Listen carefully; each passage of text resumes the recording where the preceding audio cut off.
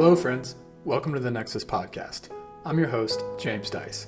Each week, I fire questions at the leaders of the smart buildings industry to try to figure out where we're headed and how we can get there faster without all the marketing fluff. I'm pushing my learning to the limit, and I'm so glad to have you here following along.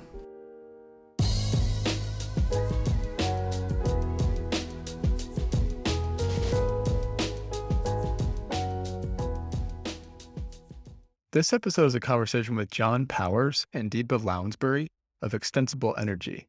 We talked about the history of demand response solutions and how that demand response piece is transitioning to a new term, load flexibility, and where we are on that spectrum today.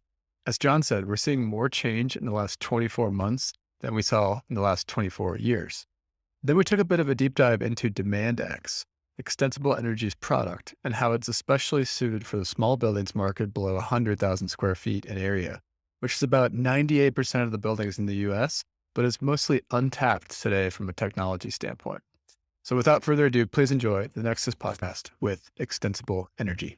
All right. Hello, John and Deepa. Welcome to the show. Let's start with you, John. Can you introduce yourself, please?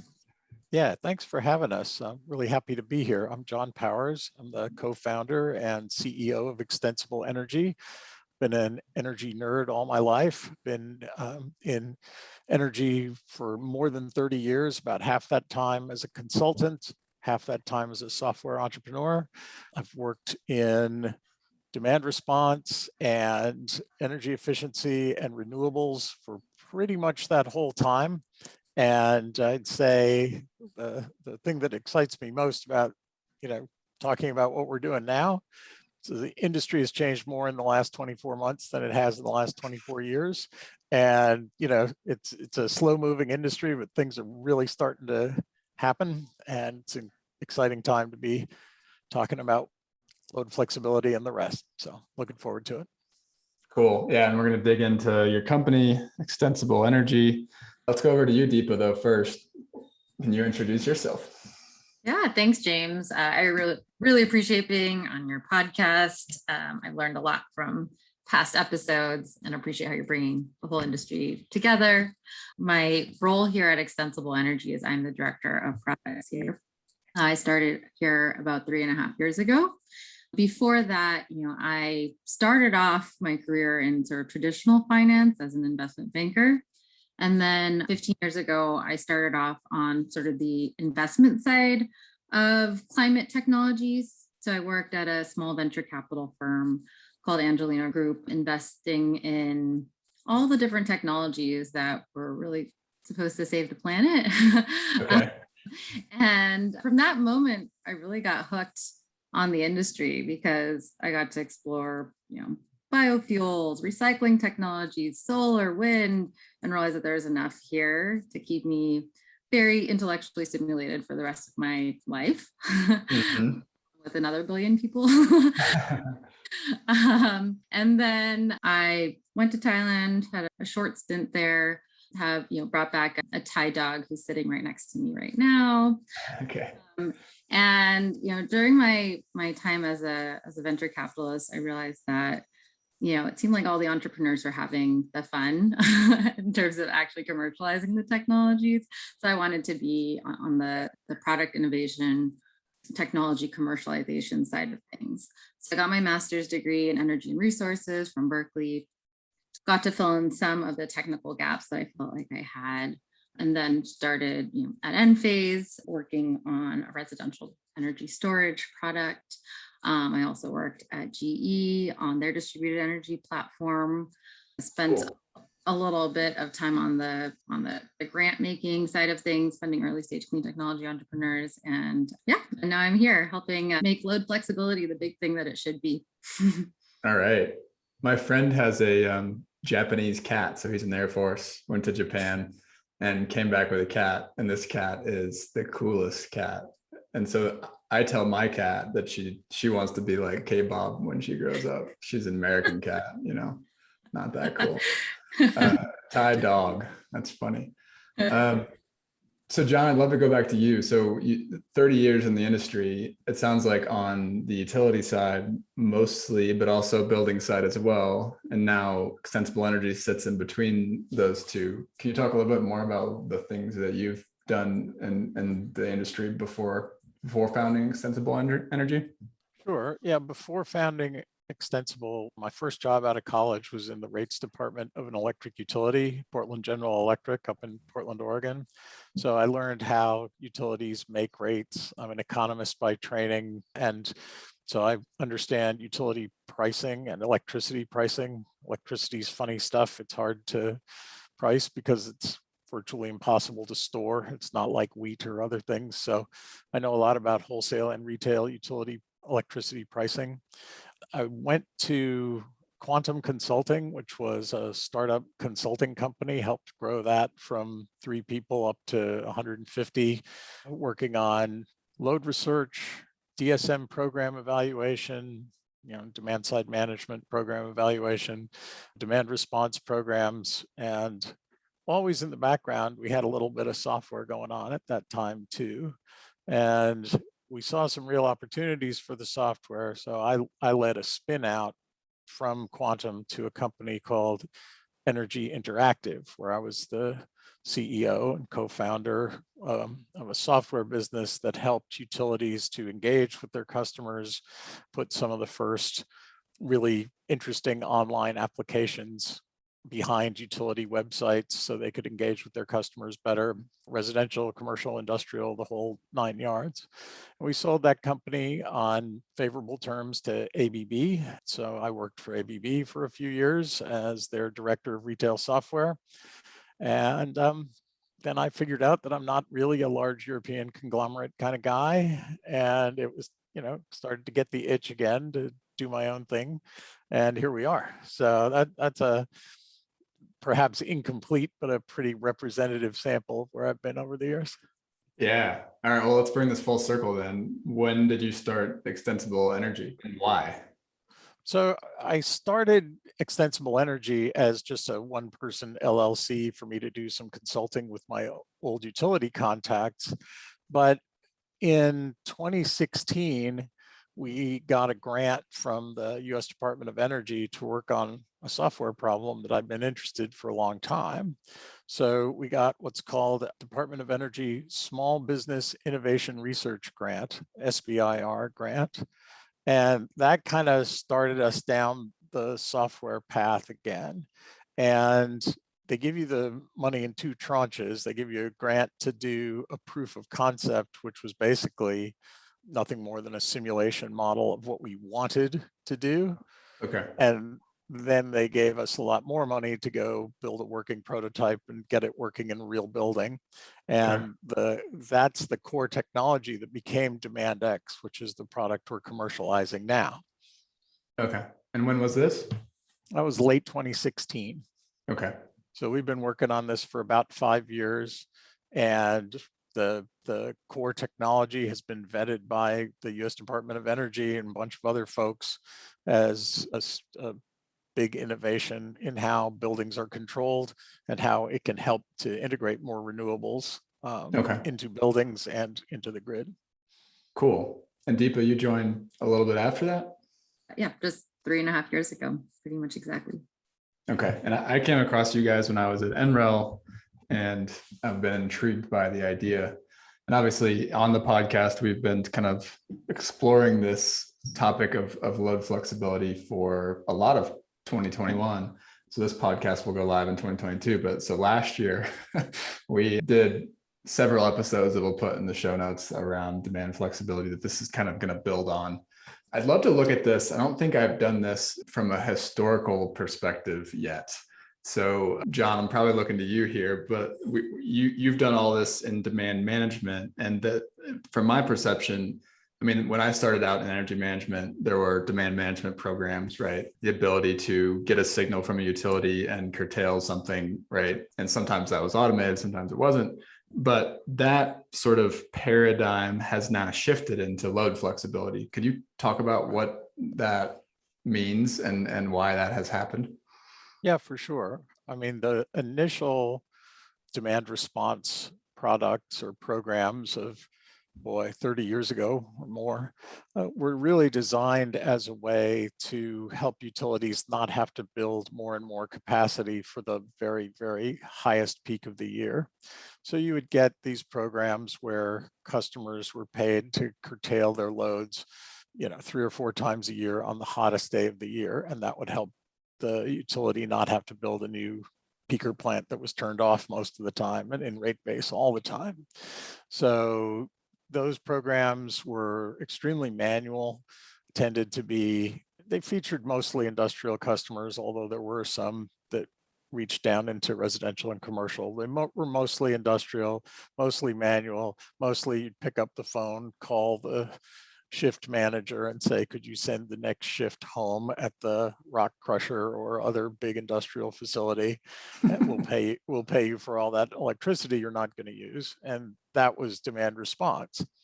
So as time has progressed, there has been a lot more automation. So you could now have millions of residential customers participate in what is essentially that same program 3 or 4 times a year. Could we please shut off or reduce the usage of your air conditioner? Could we please raise the temperature in your house just a few degrees so that we can avoid building another power plant 3 or 4 times a year?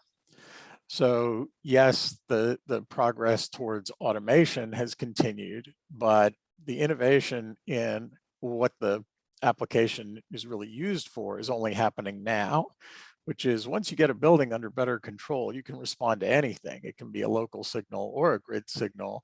And now buildings and the grid are moving towards being one truly connected electrical grid system, so that any minute of the day, your building, your house, your industrial facility, any kind of facility can look at the price signals coming from the grid or the control signals coming from the grid and make changes to how your equipment is behaving, and you'd never even know it. You can just, put that all in the background and the grid adjusts to its needs seamlessly. That's the path we're on.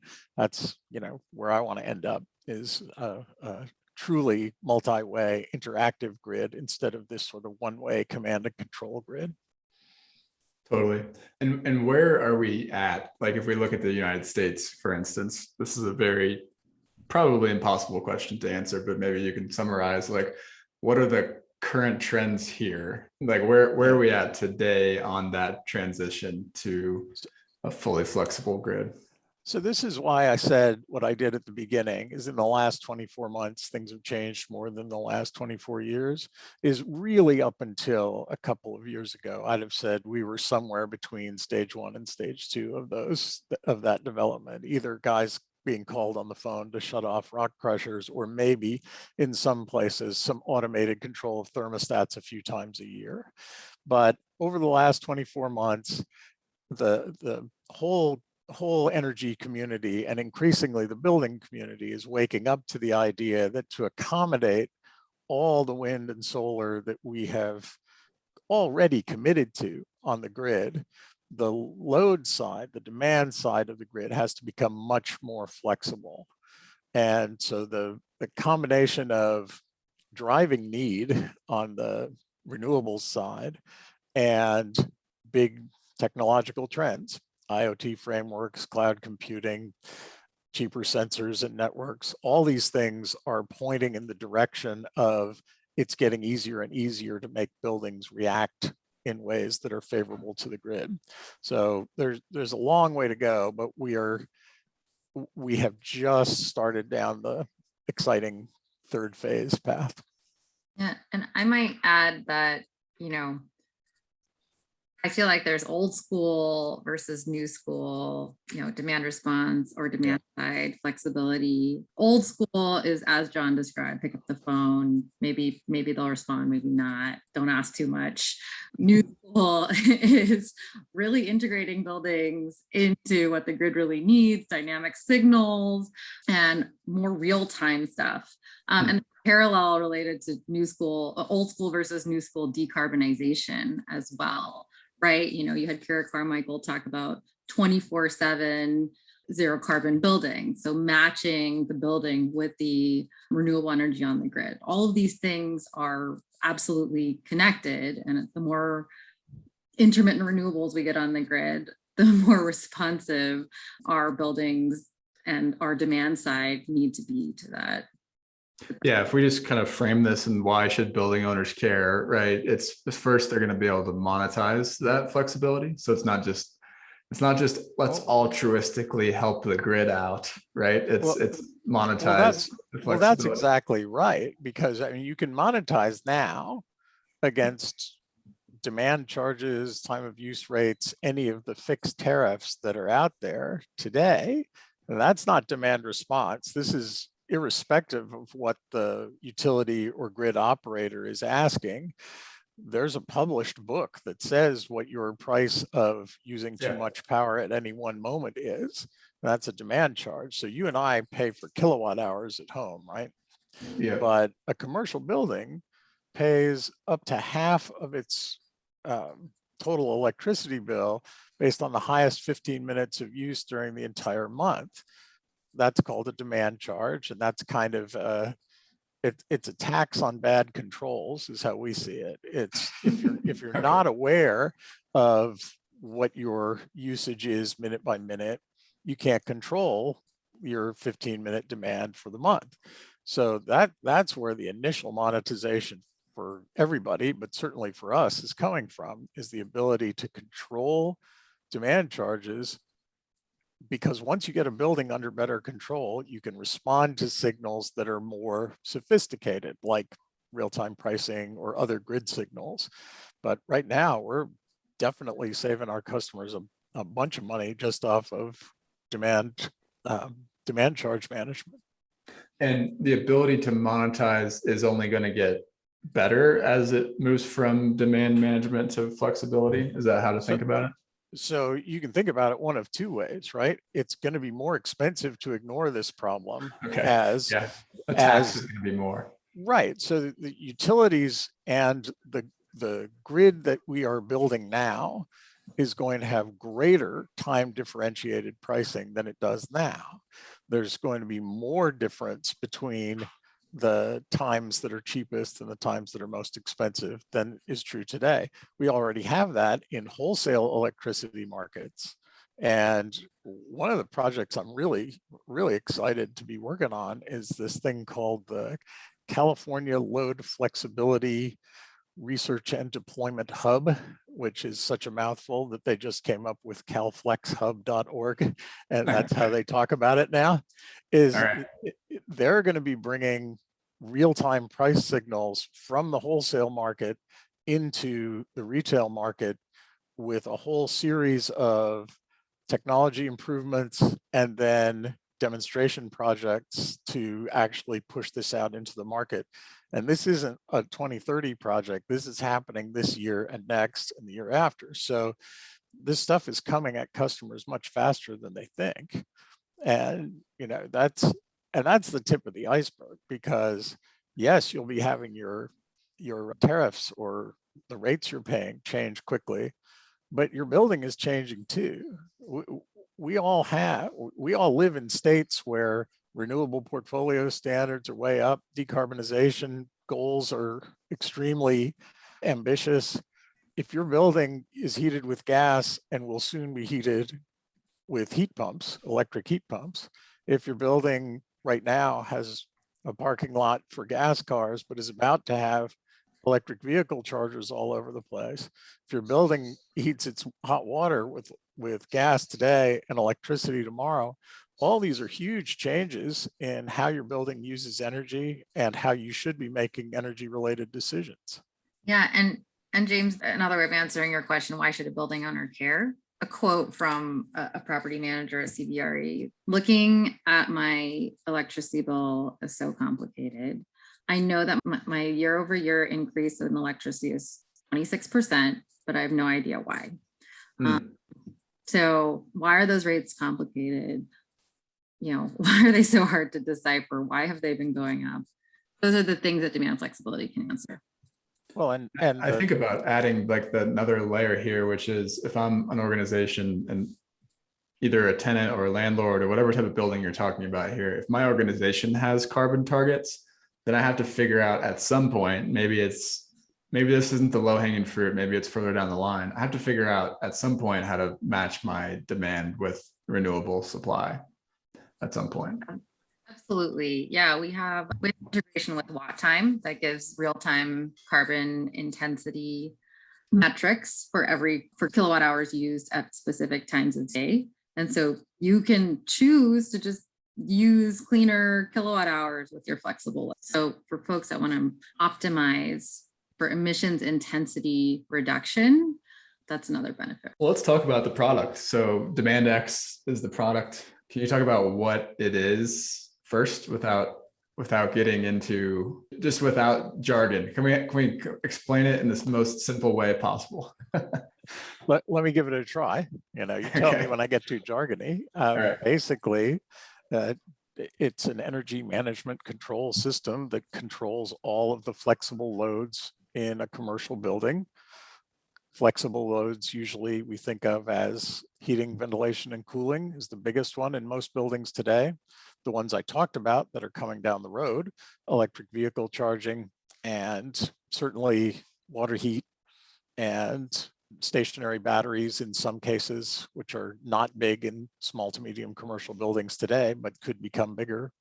So we control those resources that are flexible, those loads that are flexible, to minimize your electricity bill and potentially to maximize your benefit from demand response or other market opportunities. So you can reduce cost, increase revenue from participating in utility or other electricity markets.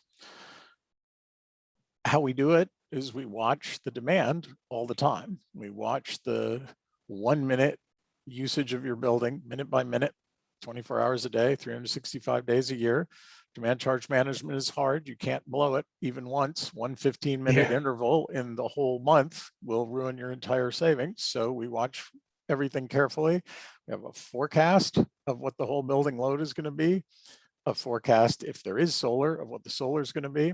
Put all that into an optimizer, and we control all the loads to keep your demand charges low.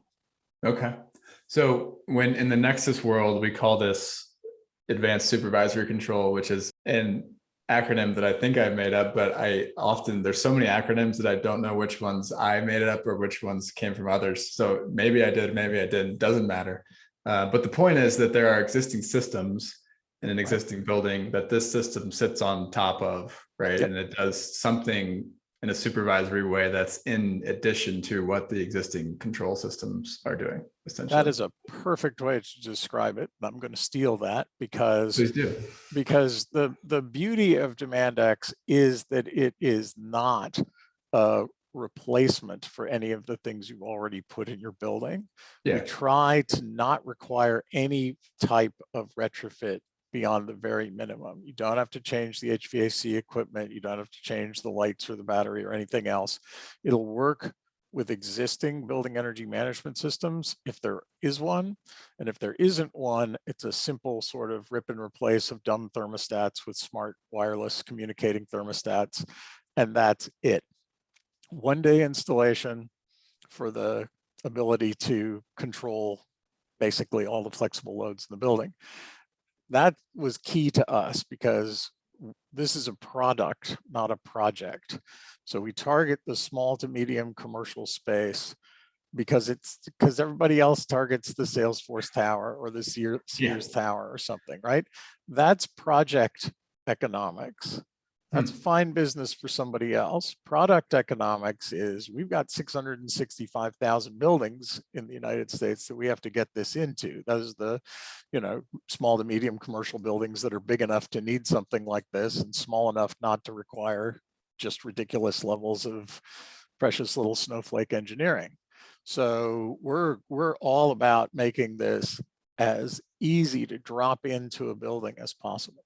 Cool. And I'd love to know was the focus on smaller buildings because of the original DOE grant, or was that a focus area that you were like, we need to focus on this, literally, like you just said, because no one else is? Yeah, well, I mean, I wouldn't say no one else is, but I think too many people are focused on the giant, sort of marquee projects because they look better on your website to say the Salesforce Tower than it does to say, a car dealership in Colorado or a church in the Central Valley of California. But, we saw a huge unmet need for those buildings to have a simpler, lighter touch way to manage their energy and demand. So I think it had more to do with being able to encapsulate it into a product instead of something that is, you send all the PhD graduate students to scoot around a big building for a couple of years, and then you've got a beautifully controlled project you can write a thesis about. Well, it just didn't interest me. I wanted to make a product that could be rolled out to the hundreds of thousands of buildings without all that fuss. Yeah. And I'll add that, CBEX estimates that 97.7% of buildings are 100,000 square feet or smaller. Yep. And so not only do those buildings deserve many of the benefits that come with the supervisory control, it's also just really necessary from a climate change perspective to address those 97% of the 6 million buildings, commercial buildings in the United States. Yeah, so the latest version of CBEX has not come out yet and will probably not have come out by the time this gets published. I think it's in the spring. But the last version said that so I've studied by the time this comes out, there will be a white paper that we produced on buildings under 50,000 square feet. And those buildings are like 5.9 million out of the 6, something like that, right? In the US. And they use 44% of the energy consumption. They're about 49% of the square footage. So yeah, it's a massive, massive opportunity. It's fascinating too. It's an extremely complex, really, really complex problem, which is, I'll point people to our white paper to dig into. We want to democratize energy management. We think every building should have it. Cool. And while we're on this topic, what are the unique dynamics of the smart building space from your guys' perspective that maybe don't apply to bigger buildings? Yeah, so I mean, the ability to put something in without having a dedicated facilities manager is really important. Yeah. A lot of these places have property management firms, which means remote management in most cases. Somebody comes by when absolutely needed or to check up among the other dozens of buildings they're checking on. So it has to be simple. It has to be understandable by folks who are not facilities professionals. And, it has to work seamlessly. It has to work behind the scenes without generating so much fuss that you can't stick to your business. So we target office, retail, church, school, conditioned warehouse, municipal building, anything in that sort of 25,000 to a couple 100,000 square feet. And the folks running a retail store, the folks running a car dealership, a church, a school are not thinking about energy unless something has gone wrong. So this has to be very seamless and work in the background. Absolutely. Yeah, and the two things I'll add is often for the smaller buildings, the building owner or the pastor or someone who's not an energy expert will be the one who's in charge of energy. Yeah. And, a lot of them are just exhausted by trying to figure this all out, trying to decipher their utility bill, trying to figure out, should I turn stuff on or off? Who do I trust? Can I trust my employees to manage this for me? So to take off some of that exhaustion and say, we're a bunch of energy nerds, let's manage this for you. It's something unique about smaller buildings that don't have the capacity the luxury of having an energy manager. And the other piece is that often the smaller buildings are a little, not always, but can be closer to the financial edge. So they've time to search for new technologies, adopt them, but would benefit most from smarter energy controls. Got it. Something that can pay back quicker and be less Yeah. of a financial investment.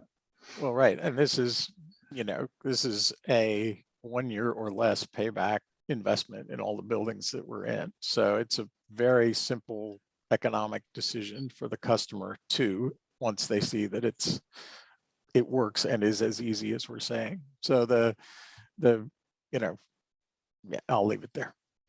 Hey guys, just another quick note from our sponsor, Nexus Labs, and then we'll get back to the show.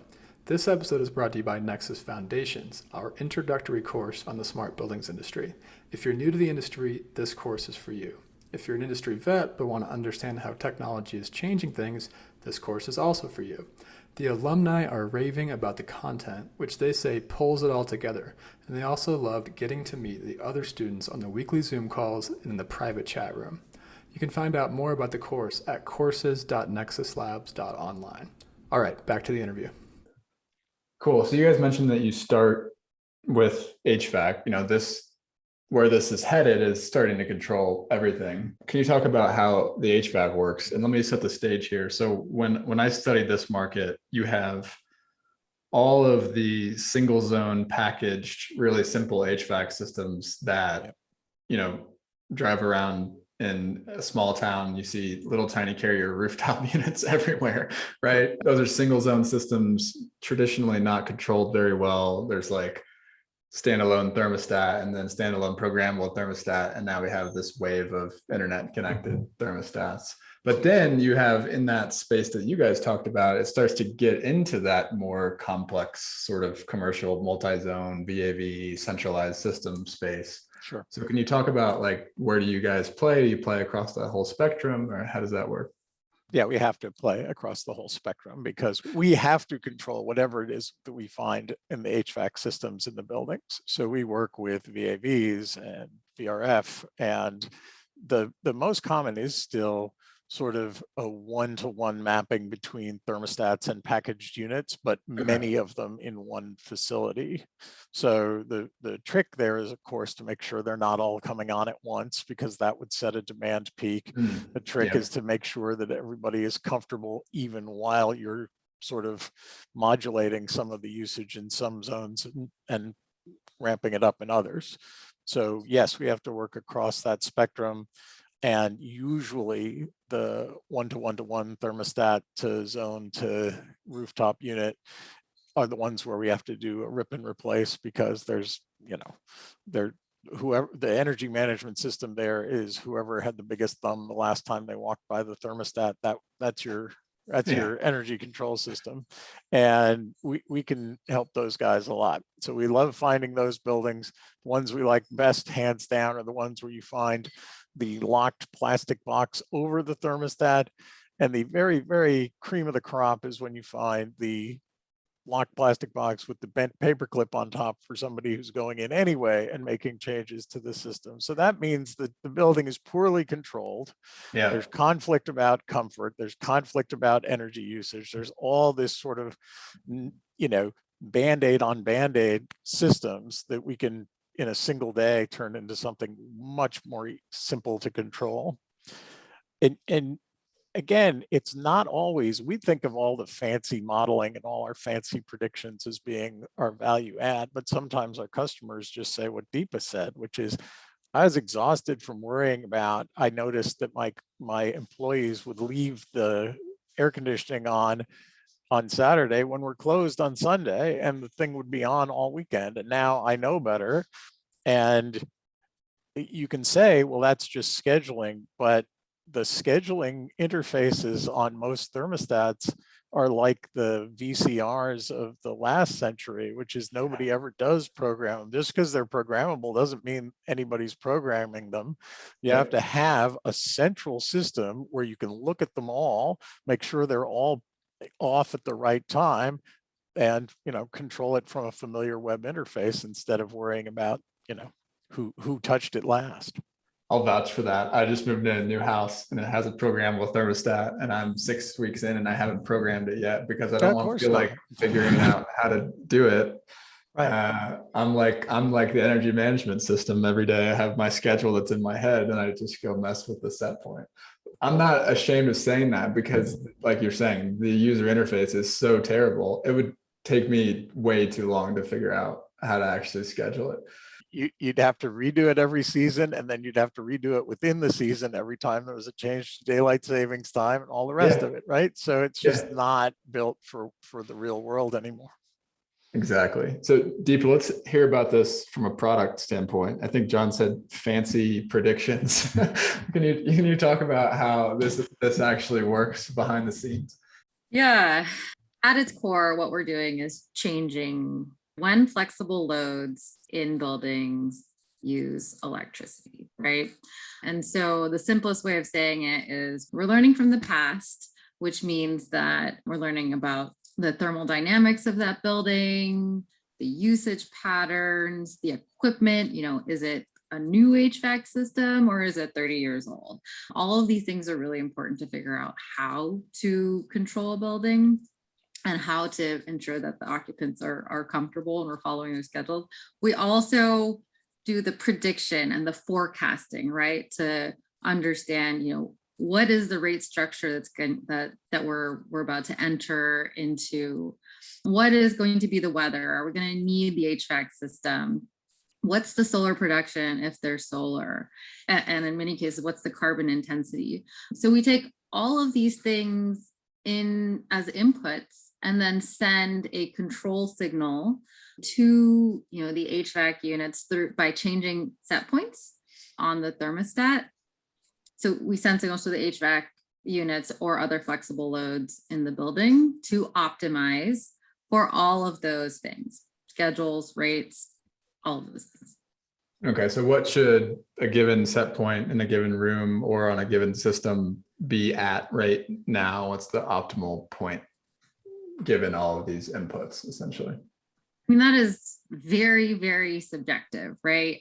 At the time of implementation, we sit with the customer and we figure out what is their desired temperature range for each zone. And it can be very different for a sanctuary, an office building, a showroom for a car dealership. But we do operate within ranges, and we find that, compared to prior to installation, usually we're staying closer to their desired set point than they were before, but we do operate within a range. Okay, cool. And so when I looked on your guys' website, I came across this like pre-cooling virtual battery concept. Can you talk about how that piece works? A lot of people think, oh, I can't do load flexibility because I don't have a battery. How does this concept work? Yeah, so I mean, I like to say, use what your mama gave you. Your building is a battery, right? That's the quote of the episode. We always do a quote, and that's gonna be it.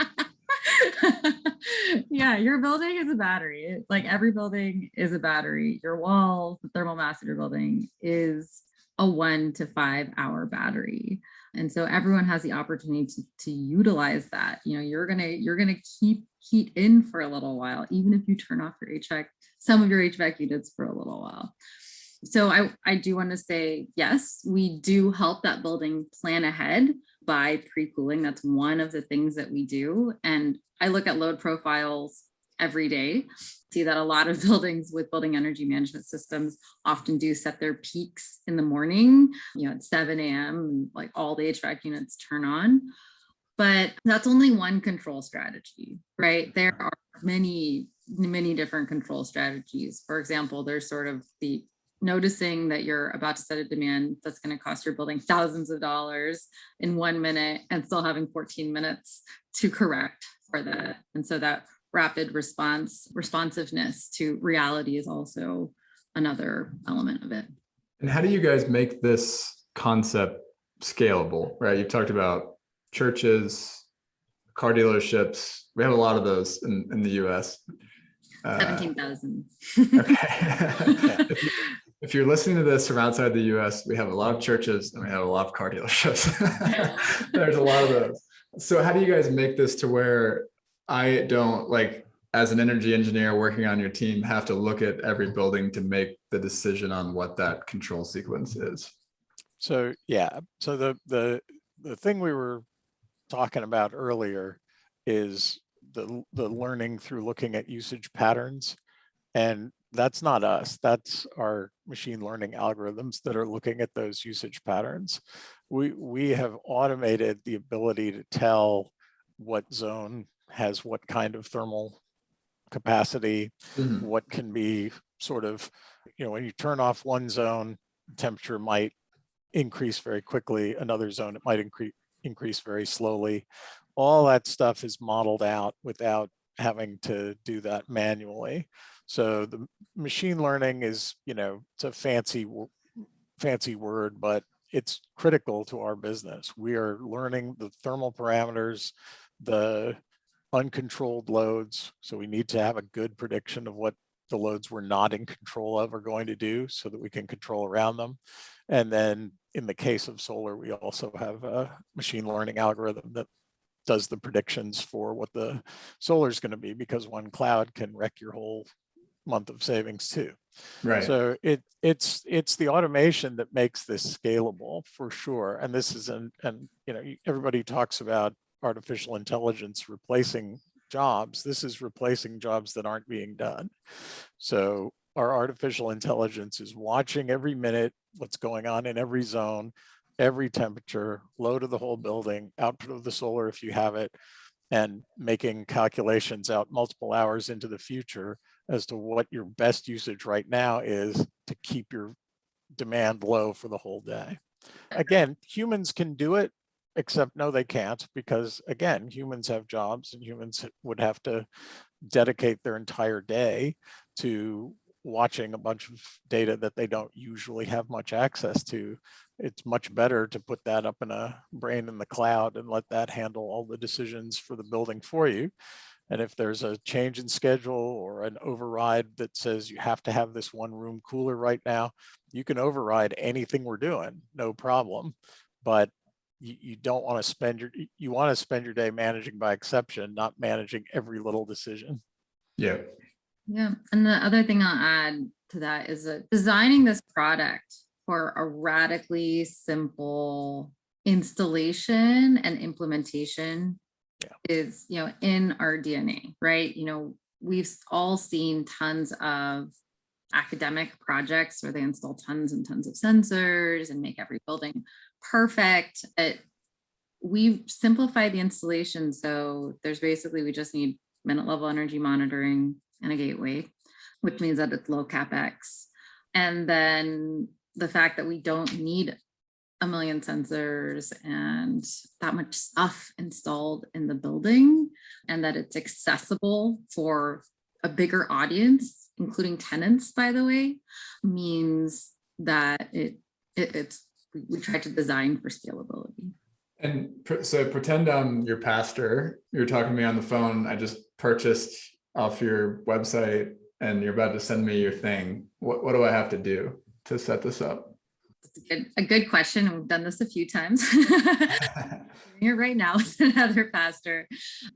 We still do have a field operations team because we do need a minute level energy monitoring device that does need to be installed by an electrician.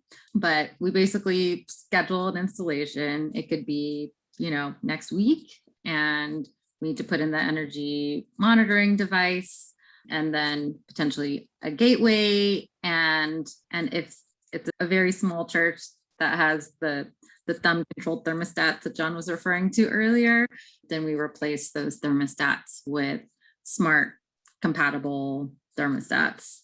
Okay. And then we learn for a month. And then after that, we start actually taking control actions to make your building smarter, more efficient, more dynamic, and more comfortable. Okay. We already have some partners who can do this themselves. So it's not like we're having to, build a huge force of people in trucks to go do all of this.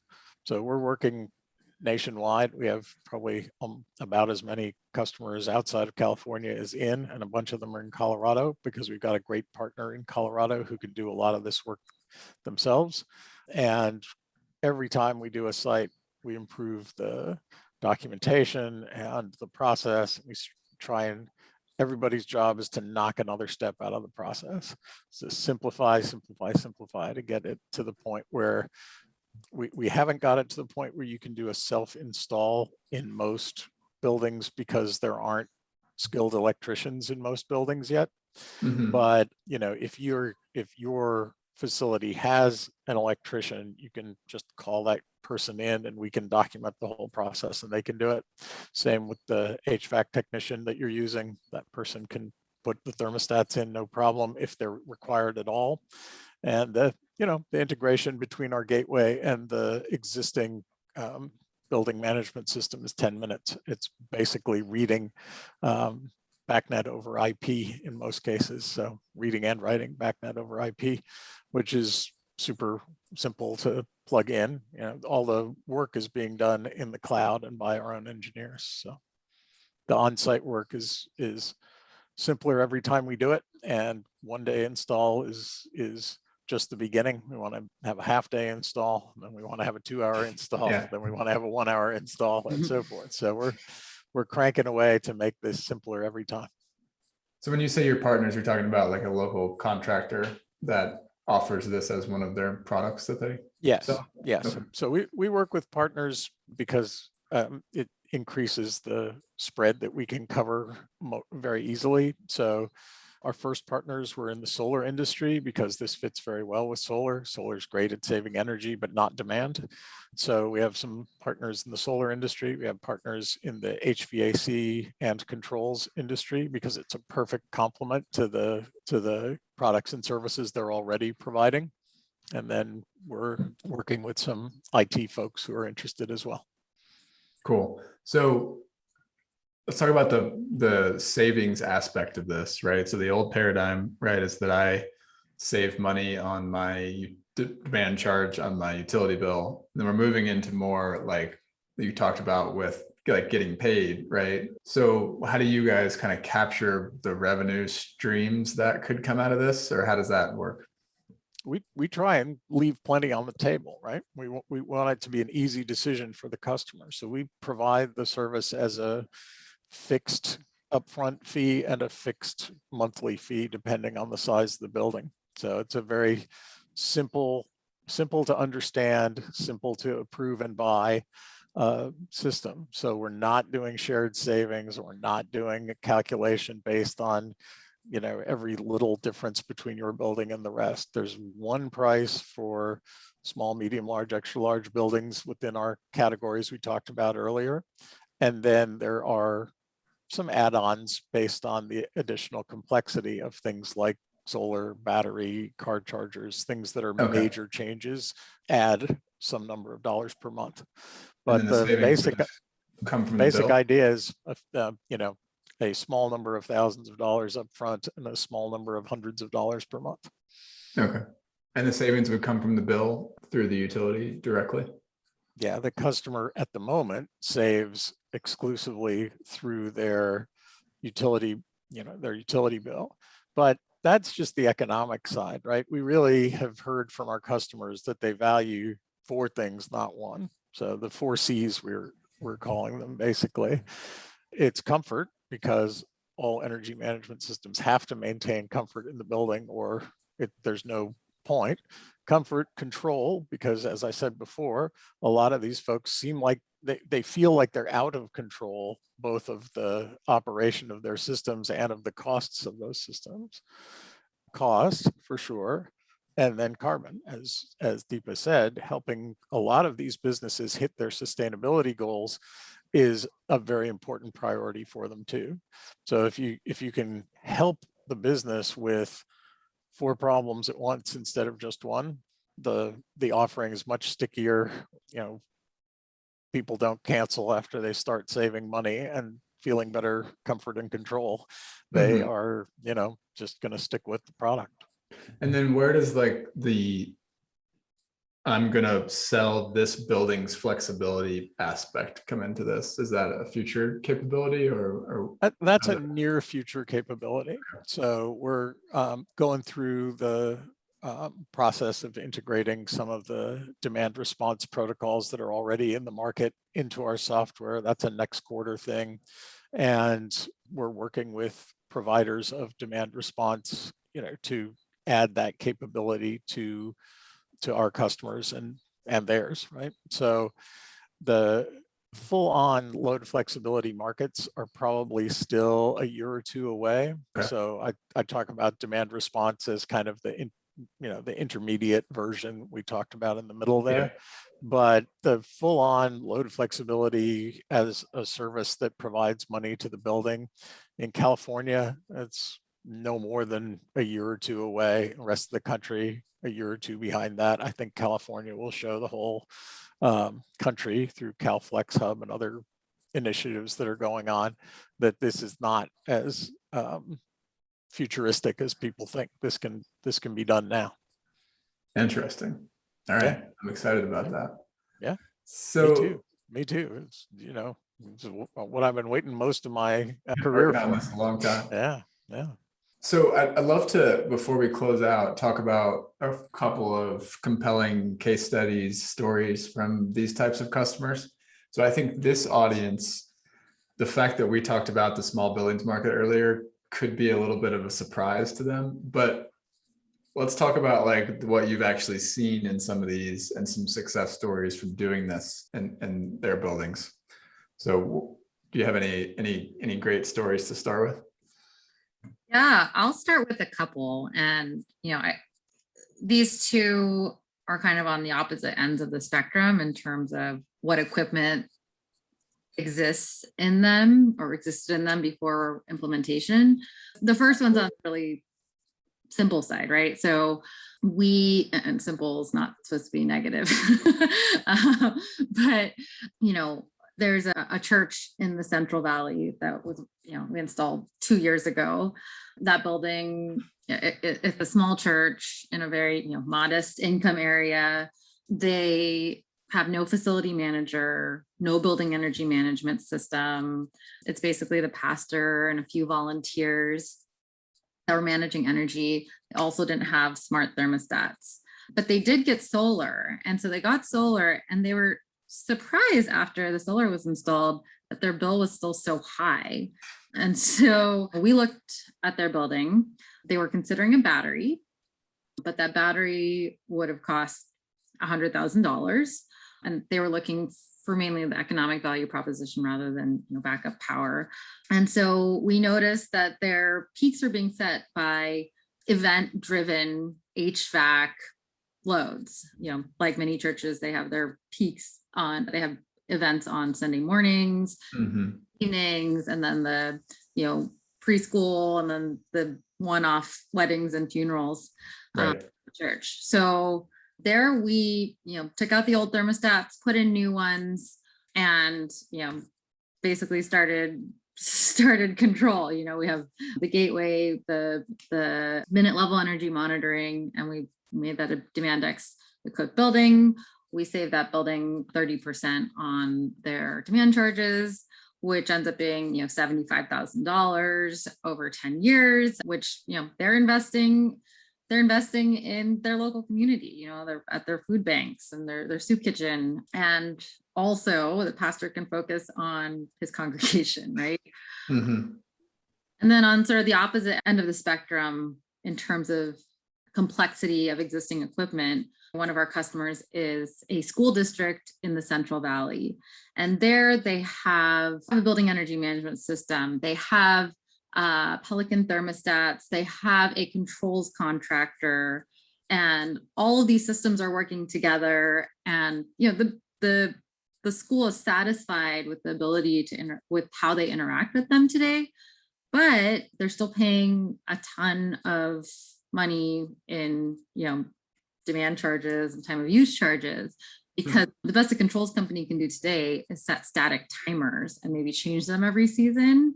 So we've installed, and we are a layer on top of that existing equipment and those existing contractors to optimize their energy use dynamically and with the predictive controls. And so, yeah, I mean, in terms of reality, it's not totally straightforward to enter someone else's territory Yeah. and start singing Kumbaya. But as James likes to call it, change management. Yeah, multi-stakeholder change management is what I said before we hit record. Exactly. So we explained that we are going to make the school even happier together, right? You know, they like setting their schedules through this program. They like pushing the thermostats on this brand of the teachers like this brand of thermostats and pushing the up and down button there. And they also want saving. Public schools, especially in this country, are, you know, always looking for ways to save money on energy and spend more money on books. And so we enable that. Absolutely. Cool. I'd love to hear just a little bit about how you guys message that to the existing stakeholders that are sort of responsible for those controls. So in a school district, you said controls contractor, but then there's also probably a facilities staff, unlike at the church. So how do you sort of say, this is the way that we're going to do things in Kumbaya? The benefits of our software are additive to any of the strategies that are already in place. We're not taking anybody's work away from them. It's a little bit of an educational sale because load flexibility is a new concept to a lot of these folks, but they're really smart about HVAC systems and about the notions that are behind controls. You know, so far when we've had these interactions, we've found a new partner in most cases, because the folks who are already in, and school districts are a good example, if they're in one, they're in several within the state of California or elsewhere, and they're on the hook to deliver savings to their client, right? So we look at it as an opportunity to educate more of the market and work together to bring sort of these additive benefits to, you know, we're never going to put an outsourced facility manager from Extensible Energy on site at a school district, but that's the business model of some of these other folks. So it's a complementary offering once you get the education piece taken care of. And we're working again to make sure that gets communicated more clearly every time. Well, and I want to just, I mean, I'm really glad you asked that question, James, because, you know, there is a whole ecosystem around buildings, and it's not just the controls contractor. It's not any single person that we need to please, right? While we are demand side flexibility at its core, nobody wants to buy demand side flexibility. We have to package that in a way that is appealing to all the different people in that ecosystem and solve real pain points. You know, in the case of the controls contractor, they don't want to be changing schedules every day. You know, that's not a good economic value proposition for them either. And so you know, they're happy to let us do that. But I mean, I'll just say, you know, when you're thinking about the ecosystem, right, there's the building owner, there's the property manager, the facility manager, the tenants, the financier, and you know, we really have to speak to all of them and their pain points and the things that they care about. You know, that's sort of how we have to speak to all the different people in the ecosystem. How all of us in the industry have to speak to those people. Yeah, especially as we scale down to the small building, right? Because you're, like you said, you could have 5 people doing all those things, then you could have one person doing all 5. Exactly. All perspectives. Cool. All right. Well, I love I'm going to call it the simplicity quest that you guys are on for smaller buildings. The white paper that would have come out last month, it unpacks the complexity stack for small buildings. So these are all the ways in which controls are too complex right now, and then proposes a simplicity stack. So we'll put the link to that in the show notes. People can check that out. It sounds like you guys are already on the right track as far as like, let's remove all the complexity we possibly can.